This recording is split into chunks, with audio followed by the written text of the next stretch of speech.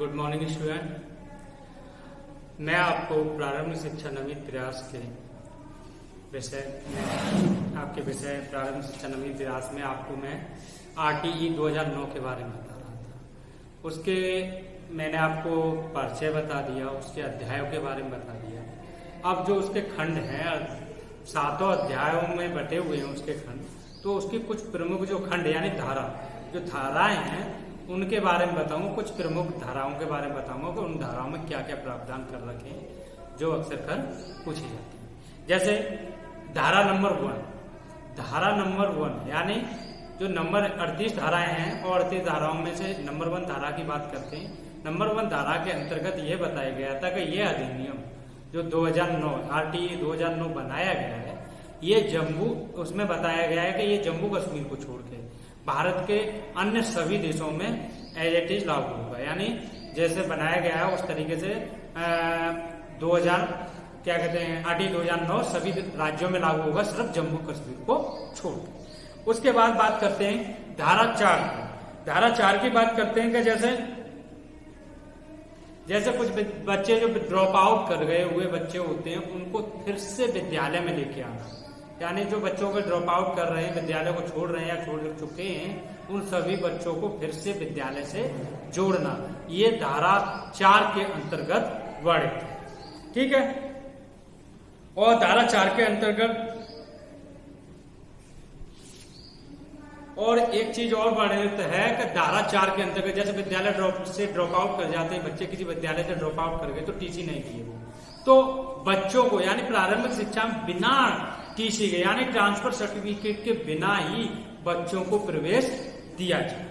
ठीक है। फिर इसके बाद बात करते हैं धारा नंबर 6 यानी विद्यालय की दूरी का निर्धारण करना। प्रत्येक विद्यालय में कितना दूरी का निर्धारण करना चाहिए, तो जो प्राथमिक विद्यालयों के लिए दूरी का निर्धारण किया गया वो क्या गया कि प्रत्येक 1 किलोमीटर के अंतर्गत एक प्राथमिक विद्यालय होना अनिवार्य है।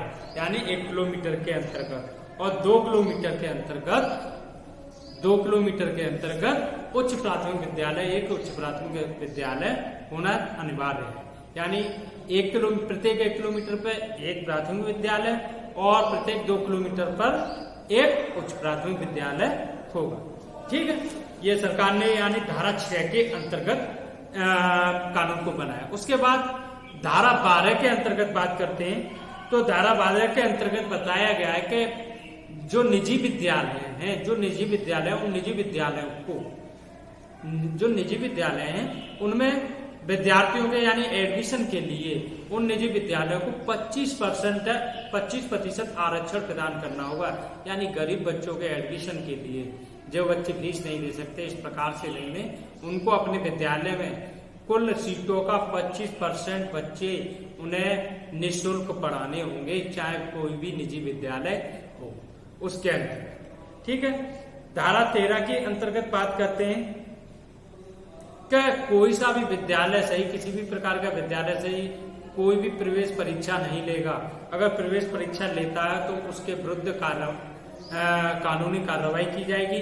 अगर वो पहली बार प्रवेश परीक्षा लेते इस प्रकार से पाया जाता है तो उस पर जैसे 10 से 25 हजार का जुर्माना लगाया जाता है। अगर उसके बाद दूसरी बार पकड़ा जाता है तो उस जुर्माने को डबल कर दिया जाता है। ठीक है। तीसरी बार कर दिया जाता है तो उस जुर्माने को ट्रिपल कर दिया जाता है। धारा 13 के अंतर्गत यही बताया गया है कि किसी भी विद्यालय में किसी भी प्रकार की प्रवेश परीक्षा विद्यालय से में नहीं ली जाएगी। अगर इसका कोई उल्लंघन करता है, कोई भी विद्यालय इसका उल्लंघन करता है तो उसको इस प्रकार से उसके विरुद्ध कार्रवाई की जा सकती है। और कार्रवाई के तहत उसको पहली बार पकड़ने पर 10 से 25 हजार और उसके दूसरी बार पकड़ने पर डबल उसको जो उसका जुर्माना है डबल भरना पड़ सकता है। ठीक है। इसके बाद बात करते हैं धारा 16 की। धारा 16 में यानी में बताया गया है कि 1 से 8 तक कक्षा 1 से 8 तक पढ़ने वाले बच्चों को किसी भी प्रकार की परीक्षा में फेल नहीं किया जाएगा। इसको निर्धारित किया गया RTE 2009 के धारा 16 में बताया गया है कि किसी भी विद्यार्थी को किसी भी विद्यार्थी जो कक्षा 1 से 8वीं तक पढ़ता है उसको किसी भी विद्यार्थी को मतलब फेल नहीं किया जाएगा। ठीक है, इसके बाद बात करते हैं धारा 17 की। धारा 17 में बताया गया है कि धारा 17 के अंतर्गत यानी बालक को कोई भी बालक है, इस प्रकार का बालक है, उसको शारीरिक मानसिक किसी भी प्रकार का दंड नहीं दिया जा सकता। बालक से किसी भी प्रकार के अपशब्द, कोई भी शिक्षक किसी भी प्रकार के अपशब्द नहीं बोल सकता है। अगर ऐसा करता है तो बालक उसके खिलाफ विरुद्ध कार्रवाई कर सकते हैं।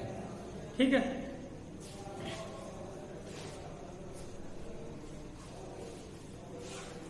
इसके बाद धारा 21 में बताया गया है। धारा 21 की बात करते हैं तो धारा 21 के अंतर्गत स्कूल में एसएमसी का गठन करने के लिए यानी 15 सदस्यीय समिति का गठन किया जाएगा, एसएमसी कमेटी का, जिसमें 15 सदस्य होंगे और 15 सदस्यों में एक एसटी, एक एससी और एक ओबीसी का सदस्य होना अनिवार्य है। इससे अधिक हो सकते हैं पर ये नहीं हो सकता कि एससी के सदस्य ही नहीं है एसएमसी के अंतर्गत, के ओबीसी के मेंबर ही नहीं है। और इस समिति के अंतर्गत 50% सदस्य महिलाओं का होना अनिवार्य है और कुल सदस्यों का यानी कुल सदस्यों की 50% महिलाएं होनी चाहिए, यानी 50% पुरुष और 50% महिलाएं इस कमेटी के अंतर्गत सदस्य होनी चाहिए। ठीक है, और इसके साथ साथ ये भी बताया गया है कि इस जो समिति बनाई जाएगी उसमें 75% सदस्य विद्यालय में पढ़ने वाले विद्यार्थियों के अभिभावक होंगे, यानी जो बच्चे विद्यालय में पढ़ रहे हैं उन्हीं के माता पिता होंगे, 75% कैंडिडेट। ठीक है, फिर बात करते हैं धारा 22 की। धारा 22 के अंतर्गत यानी विद्यालय की विकास योजना प्रारूपों का वर्णन करना है कि विद्यालय की प्रगति के लिए किस प्रकार के जो विद्यालय प्रबंधन है या सरकार है विभिन्न प्रकार के जो कार्यक्रमों का आयोजन करती है, उन विभिन्न प्रकार के आयोजनों के प्रारूप का वर्णन करना, उनके बारे में जानकारी दी जाना है कि क्या आप अपने विद्यालय के विकास के लिए क्या क्या कार्यक्रम आयोजित कर रहे हैं। ठीक है, उसके बाद 24 की बात करते हैं तो 24 के अंतर्गत अध्यापकों के कार्य और कर्तव्यों के बारे में बताया गया, यानी अध्यापकों के कार्य क्या होने चाहिए। धारा 24 के अंतर्गत बात की गई है कि अध्यापकों के कार्य क्या होने चाहिए, कार्य और कर्तव्यों के बारे में बताया गया है कि अध्यापकों का कार्य क्या है, शिक्षण प्रदान करना, विद्यार्थियों की सहायता प्राप्त करना। ठीक है, उन्हें और कर्तव्य क्या है, सहायता प्रदान करना, यानी कार्य और कर्तव्य यानी शैक्षिक कार्य करना ही करना है, उसके साथ उनका कर्तव्य है कि बच्चों को अच्छे से प्रकार से शिक्षण प्राप्त करें। ठीक है, और साथ के साथ ये भी कर्तव्य कि उनके आसपास के क्षेत्र उनके विद्यालय में अधिक से अधिक बच्चों को प्रवेश दिलाएं, अधिक से अधिक बच्चों को शिक्षित करने का प्रयास करें। ठीक है, इसके बाद बात करते हैं धारा 25 की। धारा 25 बहुत मोस्ट इंपोर्टेंट धारा है, इसको याद कर लेना, इसमें से एक नए क्वेश्चन जरूर पूछा जाता है। धारा 25 के अंतर्गत इसके अंतर्गत बताया गया है कि विद्यालय में कितने स्टूडेंटों पर कितने छात्र यानी छात्र और शिक्षक अनुपात क्या होना चाहिए उसके बारे में बताया गया है। यानी हम बात करते हैं प्राथमिक स्तर की बात करें तो प्राथमिक स्तर पर छात्रों का 40:1 यानी 40 तो छात्रों पर एक शिक्षक होना, 40 छात्रों पर एक शिक्षक होना अनिवार्य बताया गया है कि अगर विद्यालय में 40 छात्र है तो वहां एक शिक्षक होगा। अगर उनकी संख्या ज्यादा है जैसे बताया गया है कि लेकिन कक्षाओं में विद्यार्थियों की संख्या अधिक है तो ये अनुपात थोड़ा चेंज हो जाता है। जैसे 1 से 5 तक के विद्यार्थियों के 60 विद्यार्थी हैं तो 60 विद्यार्थियों पर 2 शिक्षक तैनात किए जाएंगे, जहां पर अनुपात 3:2 का हो जाएगा। ठीक है, तो यानी वैसे अगर तो ये है कि 40:1 का है। अगर विद्यार्थियों की संख्या अधिक है यानी 40 से अधिक है 60 और 60 तक है तो विद्यार्थियों वहां पर 2 टीचर तैनात किए जाएंगे और 2 टीचर तैनात किए जाएंगे वहां पर। अगर 61 से लेकर 90 यानी 60 से भी अधिक है और 90 तक है, 60 से भी अधिक है और 90 तक है, तो उस अवस्था में 3 शिक्षक तैनात किए जाएंगे। और 91 से 120 तक है। मैंने क्या बताया, यानी अभी रेशियो 30:1 का चल रहा है, 30:1 का। यानी अगर छात्रों की संख्या बढ़ती है तो जो हो जाता है वो रेशियो हो जाए 40:1 का रेशियो 30:1 का रेशियो बदल जाता है। वो भी किस विद्यालय में? प्राथमिक विद्यालय में, यानी क्लास 1 से 5 तक के विद्यालयों में ये रेशियो इस प्रकार से रहता है। तो यानी 61 से लेकर 90 तक कितने रहेंगे? 3 शिक्षक रहेंगे। और इसी बात को अगर मैं 91 की बात करूं, यानी 91 से लेकर 120 छात्र हैं किसी विद्यालय में, तो वहां पे जो शिक्षकों की संख्या हो जाएगी 4 हो जाएगी। यानी 91 से 120 छात्र हैं तो वहां पर जो शिक्षकों की संख्या होगी वो 4 होगी। ठीक है। और 121 से 200 है। यहाँ भी ये थोड़ा सा पूछ दिया जाता है कि 121 से 150 होना चाहिए था, पर यहाँ पे क्या कर दिया, 121 से 200 छात्र हैं तो वहां पर 5 शिक्षक होंगे, 5 शिक्षक होंगे। ठीक। अब इस रेशियो को यानी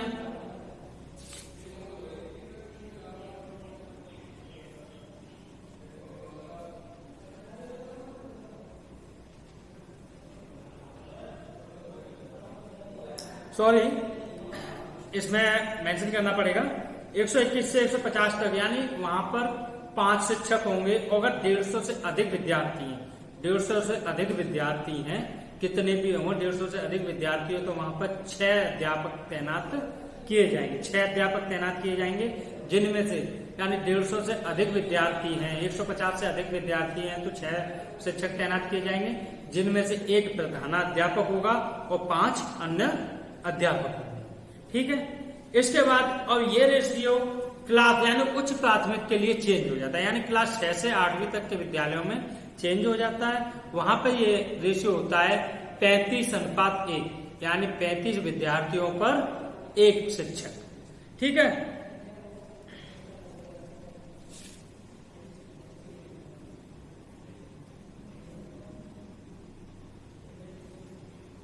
और साथ ही साथ इन विद्यालयों में सब्जेक्ट यानी गणित, विज्ञान, सामाजिक विज्ञान, भाषा का टीचर होना अनिवार्य है। यानी उच्च प्राथमिक स्तर के विद्यालयों में ये अध्यापक तो होना अनिवार्य है।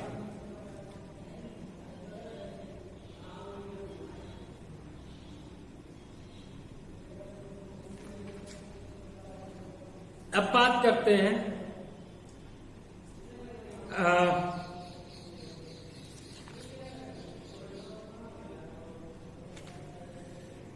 धारा 26 की बात करते हैं। धारा 26 के अंतर्गत बताया गया है कि 1 से 5 तक के कार्य विद्यालयों का जो कार्य दिवस है वो 200 दिन का होगा। कार्य दिवस है वो 200 दिन का होगा और कार्य घंटों में यानी और 200 दिन में 800 घंटे, यानी अगर घंटे में पूछा जाए, वैसे कार्य दिवस के बारे में जो बताया गया है कि एक विद्यालय में जो कार्य दिवस होते हैं वो 200 दिन होते हैं और 200 दिन में कितने घंटे, यानी 200 दिन में 800 घंटे कार्य करना अनिवार्य है।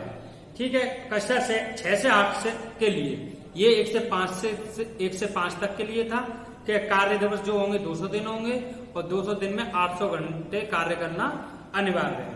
ठीक है। अब कक्षा उच्च प्राथमिक विद्यालयों की बात करते हैं, कक्षा 6 से 8वीं तक के विद्यालयों की बात करते हैं। तो कक्षा 6 से 8वीं तक के विद्यालयों में जो कार्य दिवस है वो 220 दिन का होगा, 220 दिन के होगा और 220 दिन में यानी अगर घंटों में बात करें तो 1000 घंटे कार्य दिवस होंगे। और एक सप्ताह में बात करें, देखो एक सप्ताह भी पूछ देता है। अगर एक, ये तो मैंने बताया था आपको टोटल यानी पूरे सत्र की बात कर रहा था।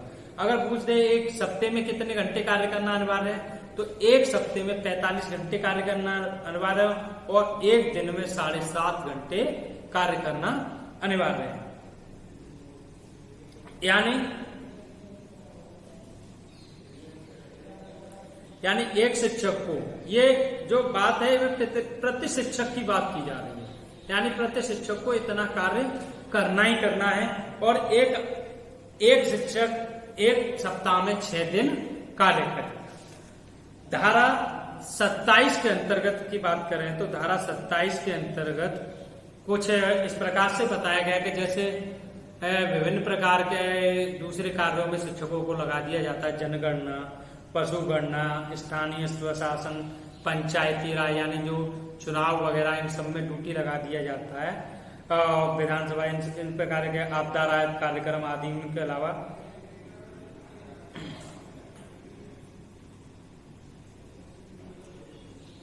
जैसे बहुत सारे अन्य कार्यक्रमों में ड्यूटी लगा दी जाती है, जैसे जनगणना, पशुगणना, स्थानीय पंचायत यानी चुनाव संबंधी जो चीजें उनमें ड्यूटी, आपदा राहत कार्यक्रम है इनमें ड्यूटी लगा दी। इनके अलावा यानी ये सब कार्यों के अलावा किसी अन्य कार्य में अगर कोई भी गवर्नमेंट या किसी भी प्रकार के कार्य में अगर ड्यूटी लगाई जाती है तो उसके विरुद्ध कार्रवाई शिक्षक कर सकता है। यानी जनगणना करना में ड्यूटी लगाई जा सकती है, चुनावों में ड्यूटी लगाई जा सकती है, आपदा कार्यक्रमों में भी ड्यूटी लगाई जा सकती है, ठीक है। पर इन जो कार्यक्रम है इन कार्यक्रमों के अलावा किसी अन्य कार्यक्रमों में अगर ड्यूटी लगाई जाए तो वो उसके विरुद्ध कार्रवाई कर सकता है, ठीक है। यानी धारा 28 के अंतर्गत आरटीई की धारा 28 के अंतर्गत बताया गया है कि जो सरकारी शिक्षक है वो यानी कोचिंग या निजी शिक्षण प्रक्रिया में भाग नहीं ले सकते, यानी किसी भी प्रकार की कोचिंग नहीं देंगे, किसी भी प्रकार का निजी शिक्षण कार्यक्रम प्रक्रिया को नहीं चलाएंगे जो सरकारी अध्यापक हैं, ठीक है। वो इस प्रकार का अगर कार्य करते हैं या कोचिंग वगैरह में अदर से कार्य करते हैं तो इसके विरुद्ध उनके विरुद्ध कार्रवाई की जा सकती है। धारा 31 के अंतर्गत बताया गया कि बाल अधिकार संरक्षण अधिनियम 2005 को विद्यालय में गठित कर उसे लागू करना, यानी धारा 31 के अंतर्गत बताया गया है कि जो बाल अधिकार संरक्षण अधिनियम है 2005 उसको विद्यालय में पूर्णतः गठित किया जाए और उसके जो नियम कानून है यानी उससे संबंधित कोई कमेटी बनाई जाए और उसके नियम कानूनों को विद्यालय में लागू किया जाए। विद्यालय जो बाल अधिकार संबंधित जो नहीं है उनके बाल अधिकारों के बारे में जो कमेटी होगी उनको बाल अधिकारों के बारे में बताएगी, बालकों की समस्याओं को सुनेगी, इस सारी चीजों के बारे में जानकारी। ये हो गई आपकी कुछ मुख्य धाराएं जो आरटीई 2009 की 38 धाराओं के में से कुछ विशेष धाराएं वो मैंने छोड़ दी है, उनके बारे में मैंने नहीं चर्चा की है। पर इसमें जो मैंने आपको धाराएं बताई, विद्यालय के कार्य दिवसों को महत्वपूर्ण ध्यान रखना, यानी मैं एक बार फिर से रिपीट कर दे रहा हूँ, 1 से 5 तक के विद्यालयों के जो कार्य दिवस होते हैं वो 200 दिन होता है और 200 दिन में 800 घंटे कार्य करना है, ठीक है। उच्च प्राथमिक स्तर में बात करें तो वो 220 दिन होता है और 220 दिन में उनको 1000 घंटे कार्य करना है और एक सप्ते में 6 दिन कार्य करना है और एक सप्ते में 45 घंटे एक शिक्षक को कार्य करना है और एक दिन में 7.5 घंटे कार्य करेगा। एक शिक्षक का काम है यानी पूरे सेशन में 200 दिन और 200 दिन में 800 घंटे कार्य करेगा और एक सप्ताह में 45 घंटे कार्य करेगा और एक सप्ताह में 6 दिन कार्य करेगा। 6 दिन में प्रत्येक दिन 7.5 घंटे वो अपनी ड्यूटी देगा। क्लियर।